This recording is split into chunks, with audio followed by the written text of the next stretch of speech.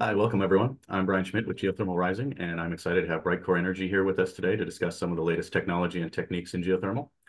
There will be a couple opportunities for Q&A today, so please type in your questions at any point using the Zoom Q&A function, and we'll address them when we get to the appropriate time. In just a moment, I'll hand this over to my good friend, Jonathan Hernandez. Jonathan is Director of Business Development for Geothermal at Brightcore Energy in New York.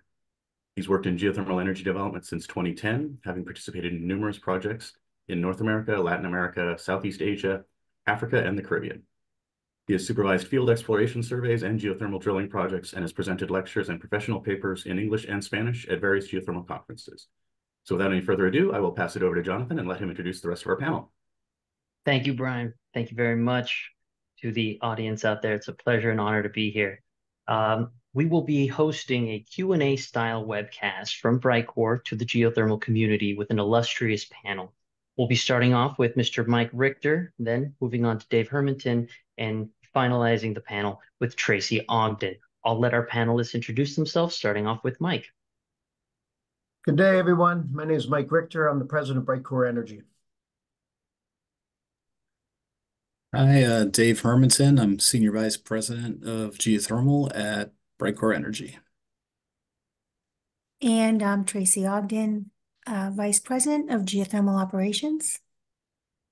And you may not know it by their intros, but they have illustrious careers in renewable energy and geothermal. Specifically, Mike, you may know from the National Hockey League and as an Olympian for the U.S. National Hockey League, or for the U.S. national team. Dave Hermantin has over 20 years experience in designing and engineering of geothermal projects throughout the Mid-Atlantic, and Tracey Ogden has over 30 years of drilling experience for geothermal space conditioning projects. So we are really proud to have these three members on the panel. So we're going to start off with Mr. Mike Richter. Mike, thank you for joining us. Thanks, Joe. Absolutely. So let's just get right to it. We've seen a huge uptick in the last 24 months or so. So historically, geothermal has been very site-specific, geologically specific, both in power generation and space conditioning. In your opinion, what do you think this acceleration in the space conditioning market is attributed to? Well, thank you. Thank you for having me. I'm incredibly excited by geothermal in general. I'm not an engineer by training, but part of our kind of foundational vision for this company was to lower the operating costs and increase the sustainability, in particular, lowering the carbon footprint of commercial industrial buildings. And we've got a variety of verticals, but when you look at geothermal heating and cooling, the ground source heat pumps where we dwell, that's really the most efficient form of HVAC out there. And the question is, can you apply it? And then the real question is, underlining all of this, is what are the finances that undergird this thing? So they've changed dramatically in the last few years, and we'll get into this further. And Dave and Tracey have just an incredible depth of knowledge here, but it's really a technology transfer and a knowledge transfer from Europe, where they're maybe 2 to 3 decades ahead of us, to where we are here in North America. You know, similar weather patterns where we sit in New York to say something like Stockholm, but different technological approaches to our buildings. And now we're starting to really hit some of the cutting edge technologies that are going to push us towards sustainability. And we're thrilled to be able to provide this. Well, let me touch on that a bit, because for, let's say, it used to be a luxury, and now it seems more of a necessity. It used to be suburban, and now there's a phasing into the urban markets and new builds and retrofits alike. There's been legislation, both locally, municipalities, cities, states, and Sure. even on the federal level. And actually, and I want to touch on this specifically on the federal level, the Inflation Reduction Act. How has that, in your opinion, impacted the development of geothermal space conditioning? You have a hard time underscoring how important this is. It's entirely change the financial landscape. And we've spoken about this before, but a lot of people don't know how ground source heat pumps work, and we'll get into that. So it's a technology that is emerging in North America, and there's been historically two hurdles, and that is the application. Normally, you need large bore fields, and the technology we're able to transfer across the Atlantic enables the retrofit market and the, frankly, hard to reach urban settings. So technologically, there has been breakthroughs and this creep of understanding of what's capable. None of that matters if the numbers don't work. And we always say within the four walls of this building, it doesn't matter whether we're changing a light bulb. If the underlying numbers don't work, the project's not going forward. And we all value the idea of lowering our environmental footprint.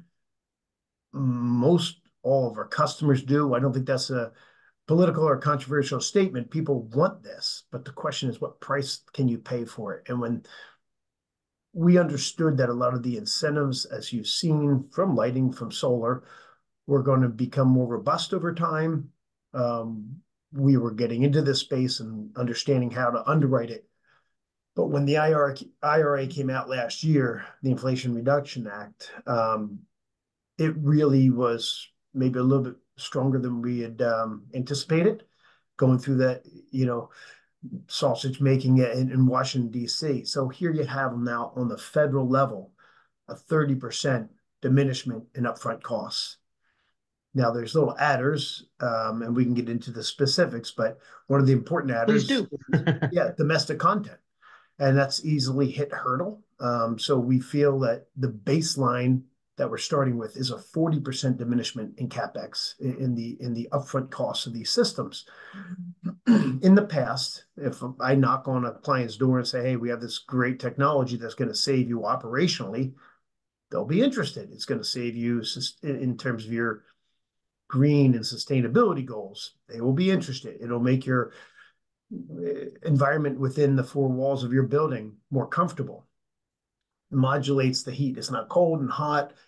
I live in an old home in Connecticut, and it's oil heated, and it comes out hot, and there's hot and cold areas. This is a lot more comfortable. So there's a lot of pluses. But the moment I say you're going to have to spend 10, 15, 30% more, the conversation is pretty much done.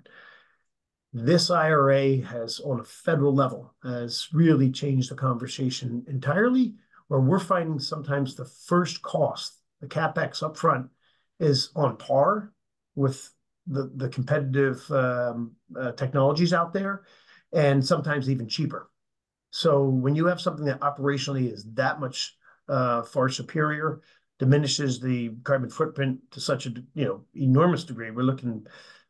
When you're talking about hitting these marks, you're talking about 40 to 6% of the building's energy demand is through their HVAC system normally. So this is a lot more effective than changing light bulbs. This is the kind of the guts of the system and how efficient a building can be.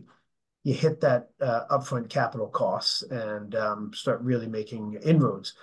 It gets better, though, because that federal legislation is stackable with local utility incentives and state incentives, and they can be significant. So you can start to look at, depending where your building is located, if it's in economic disadvantaged area, it can be up to 50% off of the initial cost, which you can start to think about how that affects first costs. So you're saying, sorry, go ahead. Well, you're saying 50% I just want to underscore that the baseline. competitive landscape does not have that level of incentive. So if you're doing the mechanicals in your building and it's a $10 million job, you're paying $10 million often. When you're looking at this, maybe it's slightly more if it's a $12 million job, but you're getting 40 to 50% off. You can see how the numbers start to change dramatically. Yeah, and you mentioned fuel oil, there's natural gas. Sure.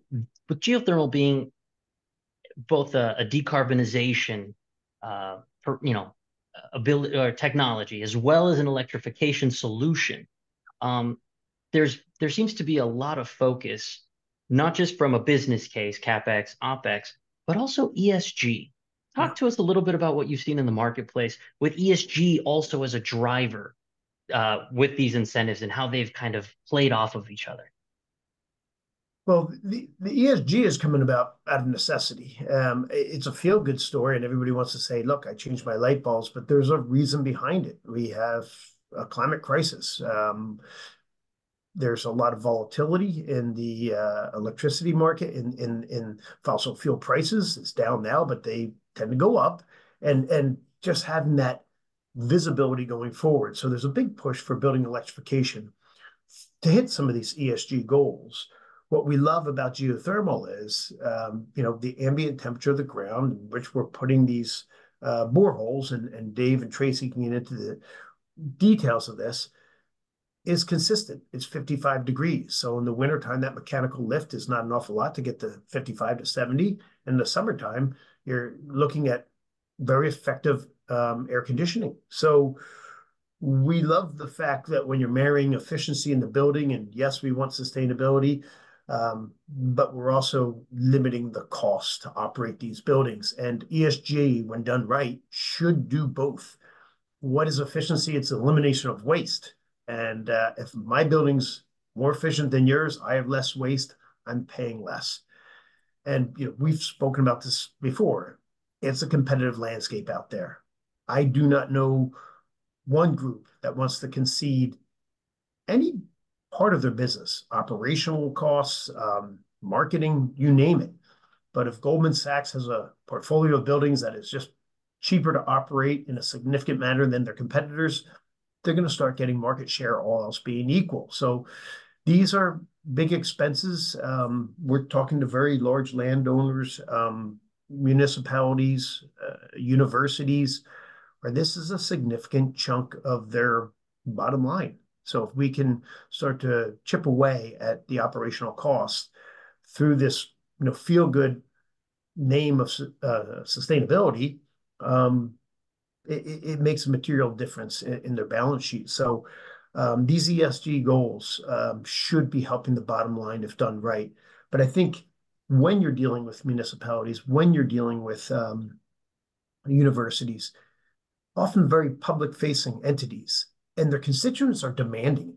If I'm looking for an apartment building, again, all else being equal, and one building is cleaner and greener than the next, I have to think about that. Where do I want to put my money? What do I want to support? We know where the world needs to move.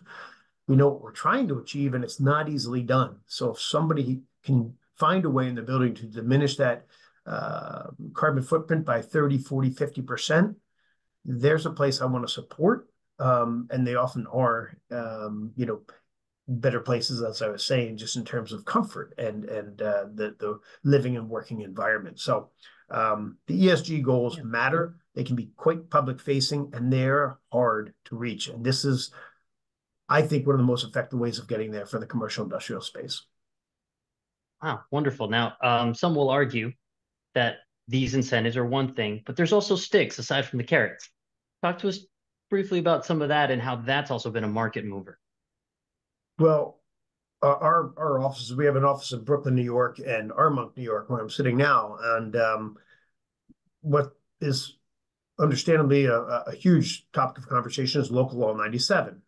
It started out with getting a kind of baseline for buildings of different building typology, and then said, look, here's your energy per square meter.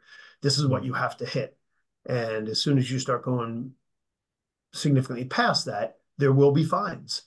And we can argue over how big those fines are or how small and exactly when they're going to be implemented, but it is happening real time, excuse me.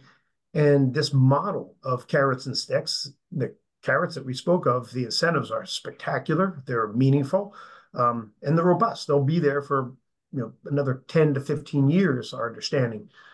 These aren't unfunded mandates that are going to have to be there all the time. This is a tax treatment on the IRA level. So they're meaningful, and that raises an eyebrow when I'm thinking about end of useful life, or when I'm building new, or when I'm trying to address my sustainability goals. But my motivation goes up a heck of a lot when there is those sticks. And in Local Law 97, you will start being fined every year that you don't meet these marks. They're achievable, but it's not easy in older buildings. And so if you're on oil heat in the Upper East Side, for instance, as a lot of those buildings were, you have to really think hard about what you're going to be doing. You're going to be having money walking out the door one way or another. And so when you start looking at the wins that you have on operational savings and comfort for your employees or whoever lives there, if it's um, a residential building, and hitting the sustainability goals that we all want to if we could, and then avoiding the fines, you really start making the calculation. There's only one way you have to go, and that is find the most effective and efficient sustainability play that you possibly can. And, we feel, at least in our four walls, that it is ground source heat pumps. Wonderful. Thank you. Thank you. So that's kind of a snapshot, I think, of how the market has evolved, especially over the last few years, incentives, penalties, and you mentioned local law 97, local law 88. We've got Birdo just up the coast. Exactly. And these are real teeth, let's call it, to what previous legislation, let's just say, were suggestions. So I think that's driven a lot of the market. I think we'll open it up to questions briefly, Brian, if there are any, or let's invite the audience to jump on into the fray for the next few minutes and get Mike here while he's all riled up. Yeah, we've got a couple of questions. We have one from an anonymous attendee who is very interested to learn how the IRA works for hybrid systems where geothermal is only 15% of the cooling. And we'll open this up to all three panelists too, if you guys want to jump in, Dave and Tracey. Great question. I'll actually hand that over to Dave because we just completed a very interesting hybridized system, and increasingly we're looking at that for the flexibility that it provides. So Dave, you can speak directly to that. Yeah, sure. Yeah, the IRA, while it's super lucrative, there are some guardrails, I guess, to how it applies. And when it comes to how much energy is derived from the ground, that there presently is a requirement that 75% of the heating and cooling energy is from the ground source system. I guess within industry circles, there's discussion that the feds are going to be considering and are leaning towards reducing that to 50%, which is great. As far as a project where the system is only handling 15% of overall cooling, that's not a great scenario, I suppose. But again, our understanding is that the 40% would apply to at least the ground connection part of the project, or any equipment that is connected to the ground connection that's providing heating or cooling into the larger system. So, if you were looking at a block diagram, it's sort of like everything that's connected together prior to connecting into a larger system would apply. But again, I guess I'm not a tax specialist. I just pretend to be one. So but we talk about this a lot, obviously, in our industry, and that's an important factor. And just like a little bit more on that, like we're talking to some mechanical engineers that do work in large buildings, and one of the interesting ways that the IRA can apply to a ground source system is if you have multiple systems, which in large commercial office buildings in urban areas, especially in areas in the Northeast where you have a significant heating load for a couple days a year, you can keep your perimeter heating system in place, a boiler system. You can replace a large portion of your air handling system with the geothermal system and offset most of your heating load through the air handling system. So that's a great solve for any mechanical engineer that's like listening in on this, that we didn't know about at first, because there's like this bifurcation of systems within a large complex plant or building that need to be considered. So at Brightcore, we talk about this stuff a lot, so you can reach out to us and talk about specific projects. Thank you, Dave. Brian, next question. Yeah, we got questions are flooding in. We've got a couple of them from Nick Fry with Jacobs. First one being, what are your current operating territories and what is the roadmap for the future of your drilling arm? Well, I can start off and Tracey can speak more directly to the drilling capabilities, but we try to go from basically Virginia up to Maine, keep it on the eastern seaboard, and as far as west as maybe Michigan. Interestingly, one of our partners went to University of Michigan, so I think that was somewhat arbitrary. But why? Because we have some serious equipment that we have to drag around, and we identified our backyard as being one of the best places in the country. It's old infrastructure, it's high energy costs, aging buildings, end of useful life. So the applicability is particularly good. And as Dave can attest, and Tracey, they know a lot of the substructure along this area, and it's particularly good for geothermal thermal conductivity. So that's where we are right now. Our goal is to be nationwide, and certainly we'll travel when the size, the scale of the opportunity warrants that. But there's billions of dollars to put to use in the area I just described. So we have our hands full now. And Tracey, can you speak to the drilling arm of the company? Sure. Thank you, Jonathan. As far as the drilling capabilities of Brightcore, it's pretty fair to say that we have a fully functional, stood-up drilling operation in place. We have been underway on several projects. We've been focusing pretty heavily on innovation. How can we meet our clients' demands through innovation? The market is definitely changing. Back in the days when I started drilling, we were water well drillers. We came in, we had the experience in the water well division.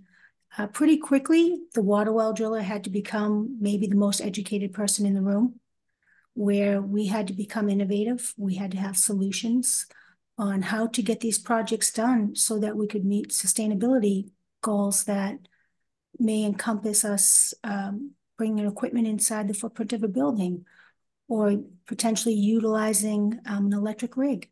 A lot of these things are on the forefront of Brightcore. We are researching them, and it's pretty fair to say our drilling capabilities are growing and will continue to grow.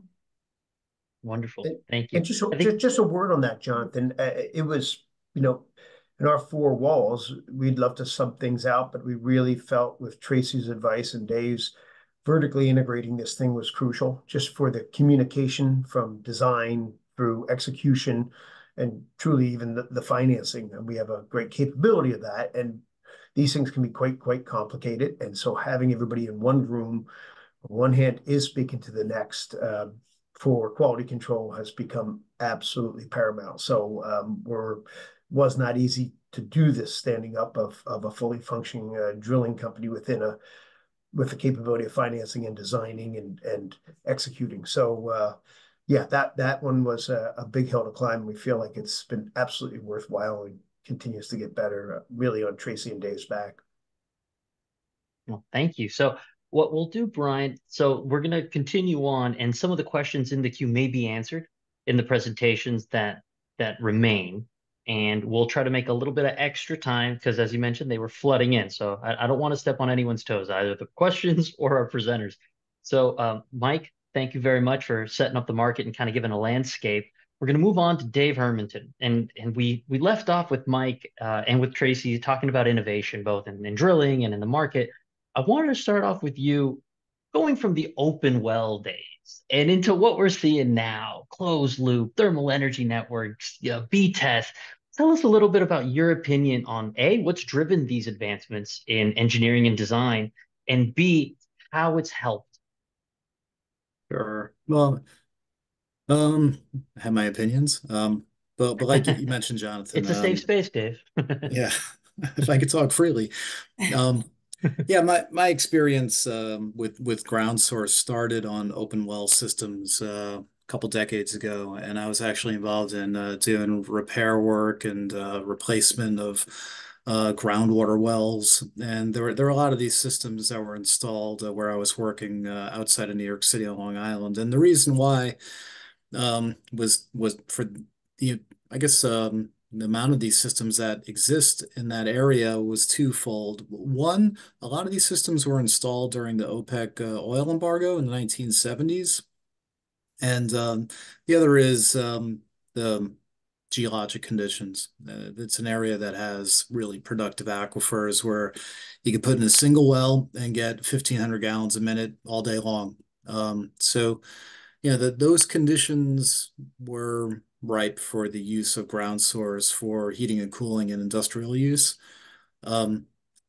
Today, things are quite a bit different. There was a long stretch in time, personally, where I only did ground source designs for houses in the Hamptons in Long Island, for the ultra rich that were kind of pushed by the code that's in the Hamptons, I guess, to meet certain sustainability goals. But also when you have a $40 million summer house, it's nice that you can go out onto the beach and not hear condensing units like making a lot of noise. So that's what was driving the market then. As discussed before with Mike, one of the big drivers is a combination of, I guess, ESG, anticipation that assets of buildings will be affected by the use of fossil fuels in the future.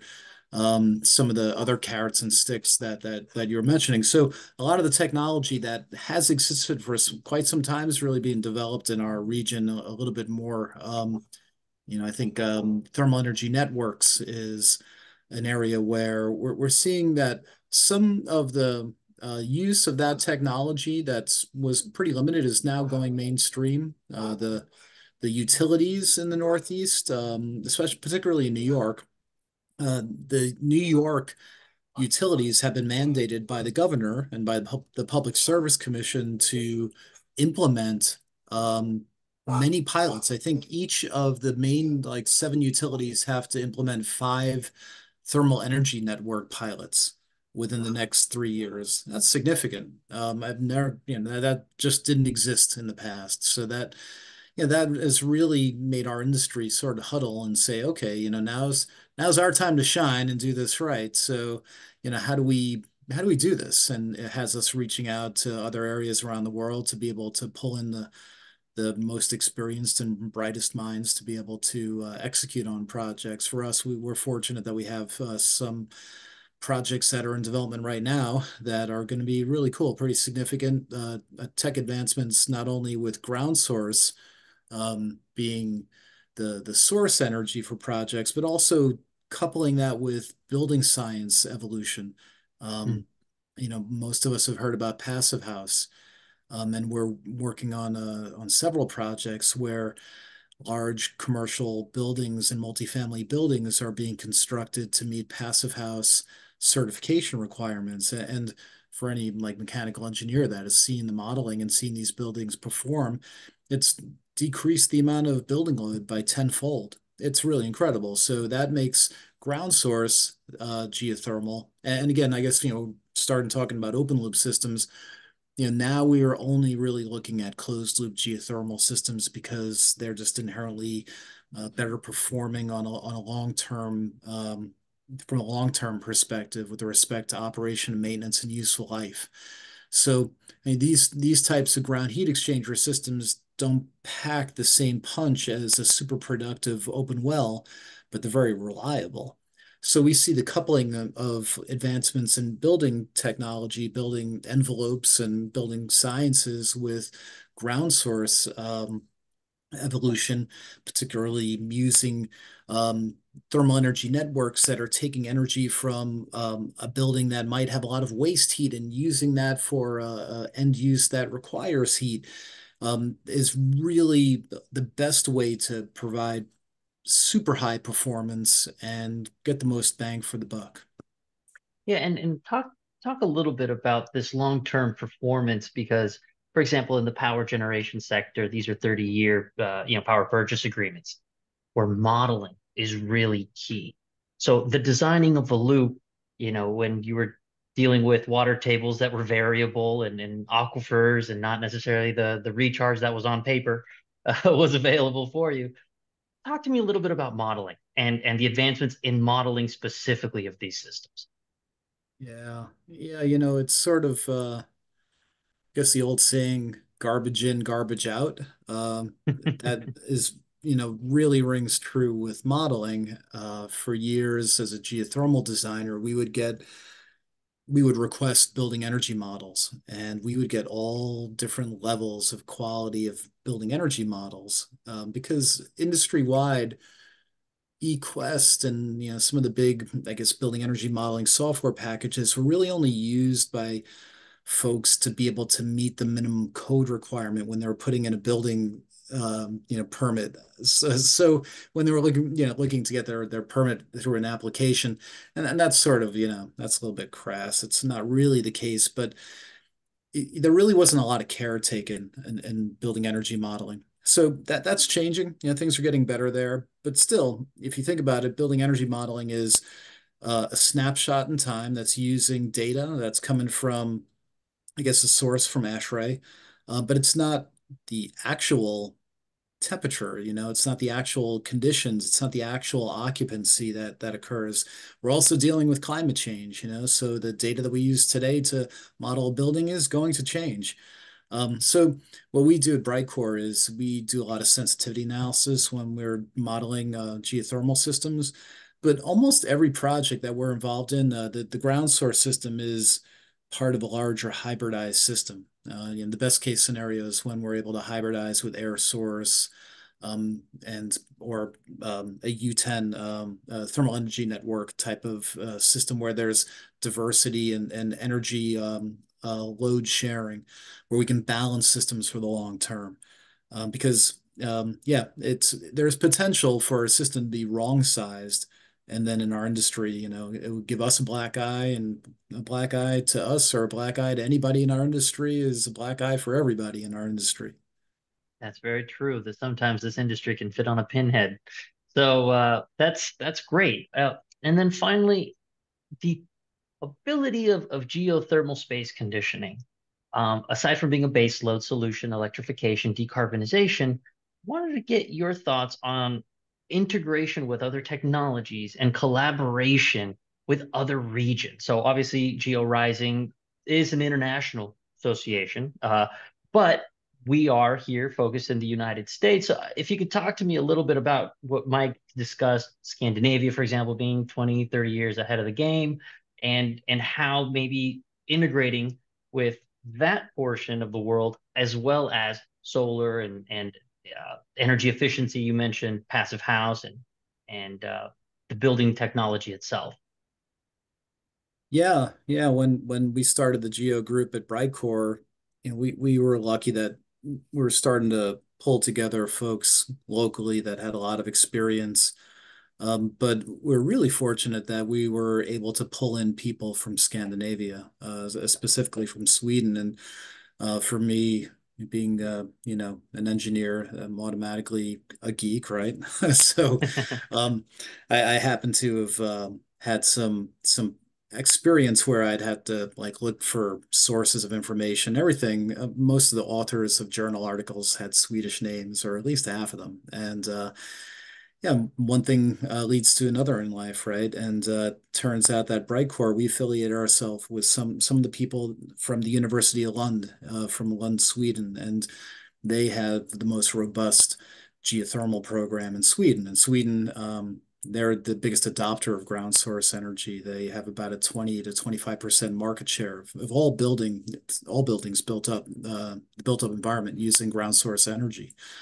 So we were excited to say that we were able to hire a couple of scientists, a couple of PhDs that have a lot of experience. And the person leading the group, actually, his story is the best, that he was involved in the first installation of a closed loop geothermal system beneath the footprint of a building over 40 years ago. And he was tasked, he's a physicist, and he was tasked with putting together the mathematics, the algorithms to be able to model that system. And from that point, when he was just a grad student doing that, to today, he is a real leader in the industry. In a room full of geothermal guys, he is the most experienced geothermal guy, usually on the design side. So we're finding out firsthand that there is a lot of applications that do use multiple technologies, different applications that are capturing waste heat charging the ground, using borehole thermal energy storage super effectively, using different technologies to install these systems. You can talk to Tracey in a second after I stop, Oh, yeah. but we've adopted a lot of that technology, brought it over to the States. We have some really cool equipment that maybe some of you have seen our posts on LinkedIn. So it's been an exciting time for us to take a lot of these applications and start installing them in the US. Wonderful. And I will take advantage of that LinkedIn mention. Don't forget to look for us on LinkedIn as well as Instagram. We just jumped on there. So might as well throw in the social media plug. Well, Dave, thank you. Thank you very much for giving us a layout on the innovations in engineering, modeling, design, harkening back to the good old days and to what's in store in the future. So we really appreciate that. Brian, how are the questions looking now? Oh, we got lots and lots of questions. Let's Wonderful. see. Bill Eggerston asks, does a ground source heat pump produce dispatchable renewable energy, or does it simply transfer through a very complex electromechanical process? Dave? It's a transfer. It's not generating energy in the way that hot rock geothermal does. Great. And it does it efficiently. Yes. David Wilson asks, Net Zero Plus Canada is promoting the fact that the energy from ground source heat pumps is renewable energy. Do you see production tax credits becoming available like solar and wind? Production tax credits, maybe that's closest to some of the programs like in Massachusetts, like a REC program, renewable energy credit programs. I maybe there are programs in Massachusetts and Maryland where ground source is qualified for renewable energy credits for, I guess, the power production industry to use to meet their mandates. Yeah, that harkens back and reminds me of pre-2010, the production tax credits in the United States for geothermal power, and part of the Salton Sea boom during that time. But it's not, as Dave mentioned, it's not really a production. That's not the term I think most of us are comfortable using. It's really leveraging the ability to store at the right time and to really become a friend of the grid. With these electrification solutions, you have to be efficient in moving energy around. So that's all I'll say on that. Leave it to the experts. Brian? Michael Donnert asks, typically, how scalable is geothermal? Is it best to size it properly in the beginning, or can it be a smaller project to prove concept and then get larger buy-in? Great question. I'll hog the mic, I guess. We're doing a number of pilots right now, which are going to be great demonstrations. There's one that is coming online fully in the next month. That is a pilot of a ground source hybrid that is going to demonstrate demand response during the cooling season. So that's for us an example of a pilot. But we're also finding that there are a lot of developers that are pulling us in early to their design teams to participate in this conceptual design, schematic design of projects. It always works out better for new projects in particular. The sooner we get in there, the better, because well, a lot of people know the technology in some superficial sort of level. There's a lot of education that has to happen. There's a lot of understanding about every step of the process to the stakeholders. Like when you're a part of their process, like the contractors that are doing the foundation installation, they don't know who we are. We show up on their site, and we can't go in there with sharp elbows. We have to make sure that we're playing nice in the sandbox with everybody. But yeah, all the stakeholders need to understand, what we're bringing to the marketplace. So the sooner we get in the process, the better. And I will say it may be case by case in sense of a retrofit would have a different scalability than say a new build. And that's when you're even entering into district and thermal energy network scalability, specifically to maximize that reach. Mike, it looks like you were ready to say something. I didn't mean to cut you off. Not at all, but I think that's something that maybe you can talk about, because we look at a lot of these individual buildings, say on a campus, that have the ability to be individual in the beginning and then loop into a thermal system. And so it could be a cog in that larger wheel. So to Michael's question, there is a scalability after the fact in a sense that we can anticipate, or it can remain its own closed system. Brian, we got time for one more before we move on to Tracey. Sure, sounds good. Robert Kennedy asks for you to weigh in on when we will see predictability and stability regarding the choice of allowable refrigerants, and how much of a problem is the lack of a common refrigerant. He also asks if you would weigh in on reliability issues in water source heat pumps. Okay, these are kind of engineering questions, so I apologize to my colleagues on jumping on these. But when it comes to refrigerants, when I saw everybody buying into VRF systems, and particularly on larger buildings, and the method that people install these systems is by locating the condenser units on the roof and then running all the refrigerant lines inside of walls.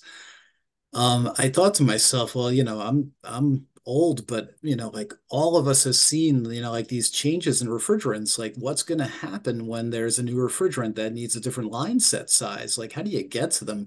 Not to mention, like, what happens when somebody's like, hitting a nail in the wall to hang a picture and punctures a refrigerant line. So I guess for as a geo guy, we really, I guess, are happy to say that we use water. Like we usually for larger building systems on the condenser side, obviously we're circulating water, sometimes a water glycol type of mix. On the load side of a system, if we're working on a system that has air handling units, larger buildings, we're circulating water. So like the amount of refrigerants is really just limited to the box, so it's much, I guess, it is HVAC, right? HVAC uses refrigerants. We will see changes in refrigerants. We're working on a job today where our chiller, we found out, was sized about a year and a half ago, and we had to resubmit for a new unit because there was a refrigerant change. So, as an industry, I think that we're just happy that the refrigerant is limited to the box. We're not circulating out to the bore field. We're not circulating it through a building. And when that box needs to be changed for something that's different, it's plug and play. Great answer, excuse me. And a fairly knowledgeable and specific, but good question. We've done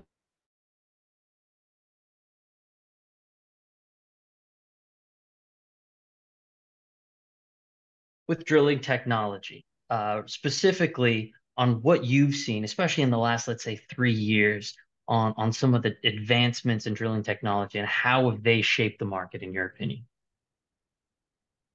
Well, in the drilling industry, I guess, as much as it changes, it still stays the same, right? It's kind of a two-sided question. I find that most drillers will come in with two methodologies of drilling. They're going to come in with either an air method or a mud rotary method of drilling to advance the hole. Some of the tooling, some of the equipment has certainly come a long way, but just how we get there is somewhat the same. I'd like to think here at Brightcore, we've been very specific about the types of equipment that we've chosen so that we can meet the demands of all of the different clients in this market. It's emerging. So we very specifically chose drilling equipment that could meet certain demands of certain projects. Some of them are on rubber tires so that they can get to sites. Others are going to be track mounted. Others will drill on an inclination, and others will just drill horizontally, right? So, or vertically. There's a lot that's happening, and the equipment is driving it, but the basis of what we're doing is still the same. A lot of this technology will come from the industry. They've driven a lot of this drilling technology. Some of these rigs come from the mining industry that we're utilizing. There's technologies in water hammers that have been innovative that Brightcore has proprietary use of that allows us to come in and do things underground that maybe others aren't equipped to do.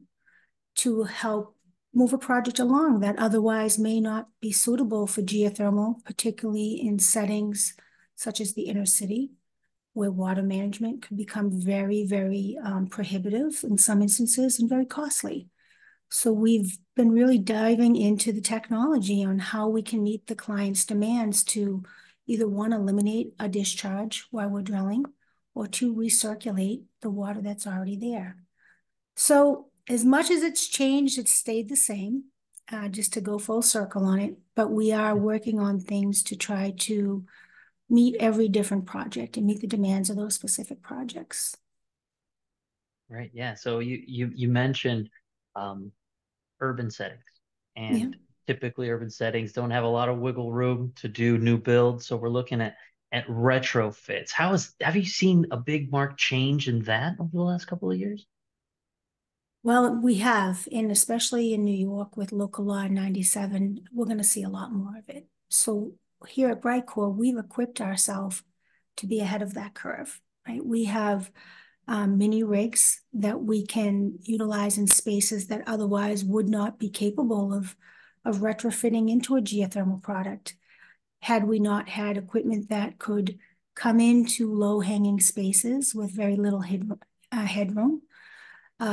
We are able to circulate the water that's produced while we're drilling in a manner that would allow us to do it inside a footprint of a building. We have rigs that we take apart that we can scaffold into a building and then put back together and drill on an incline so that we can have a cluster of groupings that are much closer together, just so that we can make it happen in buildings that otherwise could not. So those are the type of changes that you're going to see, and that's the type of innovation that we're working on here at Brightcore that hopefully is going to put us ahead of the curve and be able to meet most of the demands of the market. Right. Now those are the John, toys. Just to underscore that, I mean, it was Tracey and Dave who came up with this idea, but just on the management level, you're looking for addressable market. And if you think about a city like New York, right, with a huge carbon footprint in the built environment, and those buildings, I read a stat, between 60 and 80% of those buildings will be there in 2050. You know, you don't take apart the Empire State Building and decide to build a passive house in its place. These are incredible, iconic, beautiful, expensive buildings. Someone's going to have to come in and change the operational systems inside. And if you can't access those space, you can't change it to the most effective solution. And Dave and Tracey had that vision very early and said the retrofit market and this real densely packed urban setting has to be solved, and that's the tech transfer that we have coming from Europe. So we're really thrilled by that. And it sounds maybe from a distance boring, great, you can do retrofits, but what that means is the market size is almost unlimited. So I just wanted to underscore that a little bit. Yeah. Well, that's the tech and the toys. Talk to me about the people, the crews, people who make it happen. How have you seen that kind of development in the crews, whereas perhaps traditionally it was very segmented? You mentioned water well drilling earlier, and how it's maybe gotten a more specialized type of development in the personnel space.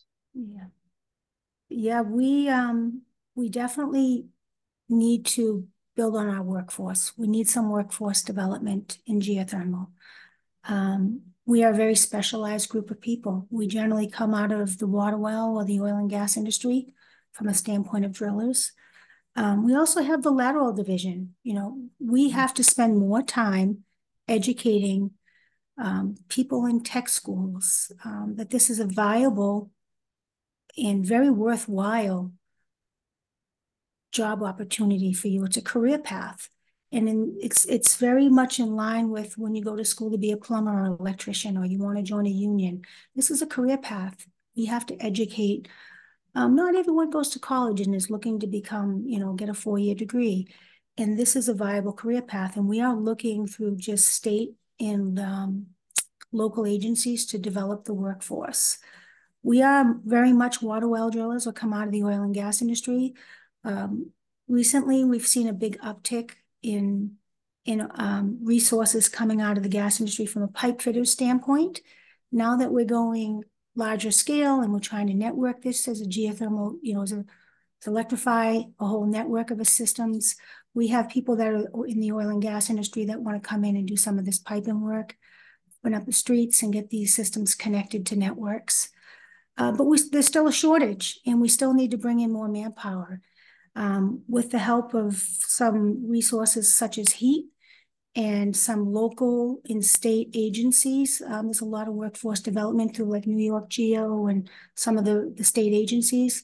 IGSPA is another big one for training and getting people out there, and they've just been a huge resource from educating this entire industry. We need more of it, and we need people to look at this as a viable industry for them in a career path. Yeah, all hands on deck, and a special shout out to the GeoRising Student Committee along those lines too. Yeah. Well, no, that's great. Let's open it up to questions and get some of the ones that we weren't able to get to earlier. Brian? Great.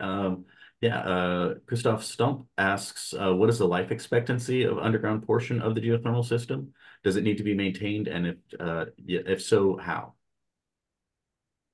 Do you want me to take it, Dave, or? Okay. So the majority of the system will come, it's HDPE. It's high density polyethylene pipe. For the most part, there's some other heat exchangers that we could talk about that are high performing, but for the sake of this, at this conversation, I'm going to stick to the HDPE. The majority of that material will come with 50 or 100-year warranties on the products. The unique thing about closed loop is we don't generally need to access them again. They're literally, we put them in the ground, we set them up, we charge them up, we do all the integrity testing to ensure that we don't have to access them again. And if they're designed in such a way where we've cut them below grade, there's an opportunity to put a building right on top of them. So we don't lose that very valuable space.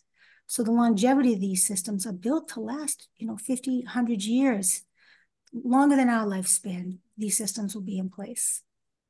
With proper O&M. With proper O&M, yes. Which is typically on the interior. Most of the O&M is on the interior of this system. It's not on the exterior. I just add a little bit. I was telling the story before about our colleague Joran, that he was working on this project in Stockholm in the late 70s, and that system is still operating. So these systems do have a very long useful life, expected useful life. There are recommendations from some of the heat transfer fluid manufacturers that if you have a water propylene glycol mix, that you replace the fluid in the system every 20 years. So that's, I guess, a maintenance consideration, and it's the hydronic fluid that mix should be sampled every year to make sure that it's meeting the antifreeze requirements, and you're checking parameters like pH and some other basic parameters every year. Thank you for that color, Dave. You're up, Brian. Yeah. Man of the people. Nick Fry asks, do you see LL97 influencing the regional regulatory landscape, and also is it influencing the country? And if there's something that would improve its effectiveness, what would that be? Ooh, great question. I'll talk a little bit with, as I mentioned before, these new legislations having teeth as before, where there's an actual stick. But Mike, I'll let you take the majority of this one. Yeah, I think it's controversial because it's a bit unprecedented with those teeth, and but you're starting to see a lot of people, a lot of groups, a lot of municipalities consider, such that Berto in Boston and Chicago, St. Louis, they're all considering similar legislation, right? They have their goals, and how do you meet them? And the carrots are great, but we need to accelerate how we address the climate issue. And so sticks usually get people's attention.